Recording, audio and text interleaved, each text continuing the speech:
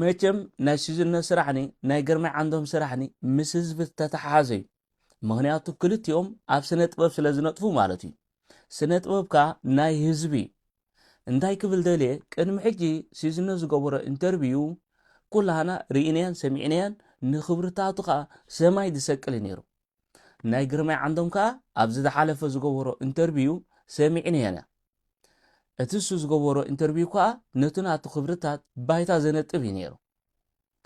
ሓደ ሓውኻ ወዲቀ ኢሉ ክመፀካ ከሎ ዝሕጎስ ሰብ የለን ኣነ ካብ ውሽጠይ ግርማይ ዓንዶም ከምዚ ከሲረ ክብል ከለኹ እንደዚ ሸሓት ፅቡቅ ኣይተሰማዓንን ምክንያቱ ሓወይ ክወድቕ ኣይደልየን ክኸስብ እየ ደልዮ ግን ስራሕኩም ምስ ህዝቢ ተኮይኑ ንዓመታት ዝዓቀቦ ክብርታት እስኻ እምኻ ስራሕካ ምስ ህዝቢ ከሎ ነቲ ናቱ ክብርታት ክትወቅሶ ኢልካ ተፈቲንካ ፅቡቅ ጌር ዝቐፅዓካ ህዝብና ስራሕናትኩም ምስ ህዝቢ ከሎ ንክብርታት ናይ ህዝቢ ግን ክትንክፉ ድበሃል የብልኩምን ንልዕሊ 600 ዓመት ዝተኸተሉ ሃይማኖት ሕሰብ ልዕሊ 600 ዓመት ልዕሊኡ ከማን ይኸውን እንተዲሑ ሂደሉ ማለት እዩ ንማኢት ዓመታት ዝዓቀቡ ክብርታት ንስኻ ትማል ዝመፀኻ ክትንክፎ ኢልካ ተፈቲንካ ፅቡቅ ጌርካ ክትቅፅዕ እምኻ ስራሕካ ምስ ህዝቢ ከሎ ስነ ጥበብ ማለት ናይ ህዝቢ ብክንደይ መግዛእትን ብክንደይ ኩናትን ዘይጠፍአ ክብርታት ሕጂ ትማል ሳ መፂኻ ግን እምኻ ስራሕካ ምስ ህዝቢ ከሎ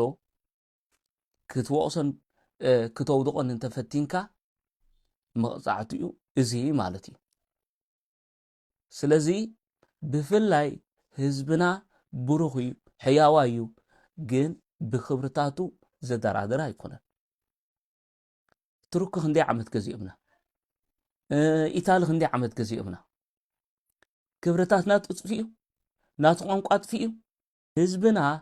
ብክብርታቱ ዝዳረግ ህዝቢ ኣይኮነን ብክብርታቱ ዝመፆ ኣይኮነን ናትካ ስራሕ ምስ ህዝቢ እንተኮይኑ ነቲ ህዝቢ ክተኽብሮ ኣለካ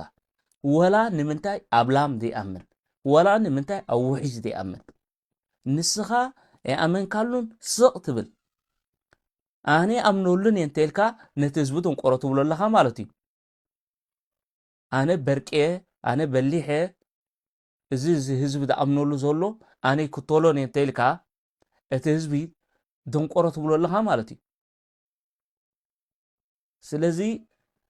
ትዛረብዎን እትገብርዎን ስራሕኩምኒ ክትፈልጡ ክትክእሉ ኣለኩም ኣዝኹም በላሕቲ ኣዝኹም ንፉዓት ከለኹም ብሓደ ክልተ ነገር ነትኩም ክብርታት ባይታ ተንጥብዎ ማለት እዩ ራእይዎ ሲዝን ነው እሱ ተዛረቡ ራእይዎ አብዮቴ ካብ ዘቕንአኒ ነገር ዕጉሳት ሰባት ከም ትዕግስተኛ ሰብ ጌራ አብዮት ዘቕንአኒ ንዓይ ወላ ሓደ ቦነ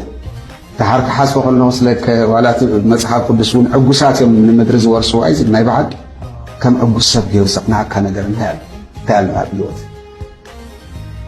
ካብ ክብርታት ዝወፀ ኣይኮነን በቲ ብዛዕባ ብተፈጥራዊ ዝበሎ ዘድንቆ ነገር ዝበሎ ሲ ኩላና ዓጊብና ነይ ርስዑ ነይ ስጋ ሕጂ ትሱ ተዛረበ ቅድሚ 2 ዓመት ወላ ቅድሚ 3 ዓመት ዝበሎ